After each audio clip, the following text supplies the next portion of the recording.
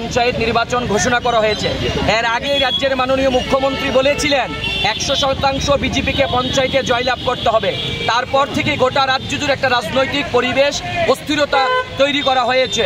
যেখানে যেখানে বিরোধী দলের প্রার্থীরা যাচ্ছেন সেখানে তাদেরকে আক্রমণ করা হচ্ছে, ব্লকে ঢুকতে দেওয়া হচ্ছে না, বিরোধী দলের প্রার্থী খুন হয়ে যাচ্ছেন। কিন্তু রাজ্যের পুলিশ প্রশাসন এবং নির্বাচন কমিশন নীরব দর্শকের ভূমিকা পালন করছেন। আজকে যখন আমাদের বিধায়ক উদয়পুর টেপানিয়াতে ব্লকে যান, সেখানে নমিনেশন সাবমিট করতে ওনার উপর আক্রমণ, কংগ্রেস দলের কর্মী দুর্বর আক্রমণ, প্রার্থীদের মাথা ফাটিয়ে দেওয়া হয়েছে।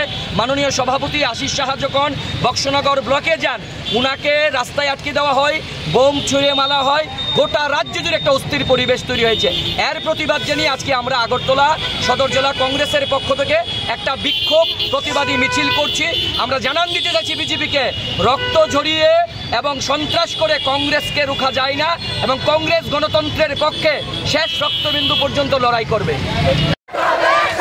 মানিক সাহার জঙ্গল রাজের বিরুদ্ধে মানিক সাহা হাই হাই, সন্ত্রাসীদের মদতদাতা রাজ্য, সন্ত্রাসীদের কালো হাত ভেঙে দিন, গুড়িয়ে দিন, সন্ত্রাসীদের কালো হাত ভেঙে দিন,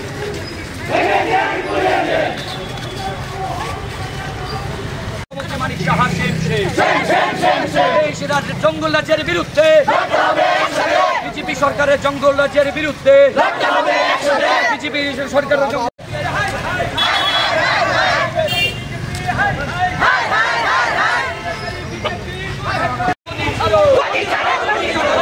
স্বরাষ্ট্রমন্ত্রী মানিক সাহা গদি ছাড়ো, স্বরাষ্ট্রমন্ত্রী মানিক সাহা গদি ছাড়ো।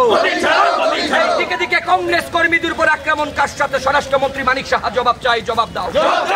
এই জবাব তোমায় দিতেই হবে, এই জবাব তোমায় দিতেই হবে। স্বরাষ্ট্রমন্ত্রী মানিক সাহা স্টেপ ডাউন, ব্যর্থ স্বরাষ্ট্রমন্ত্রী মানিক সাহা গদি ছাড়ো।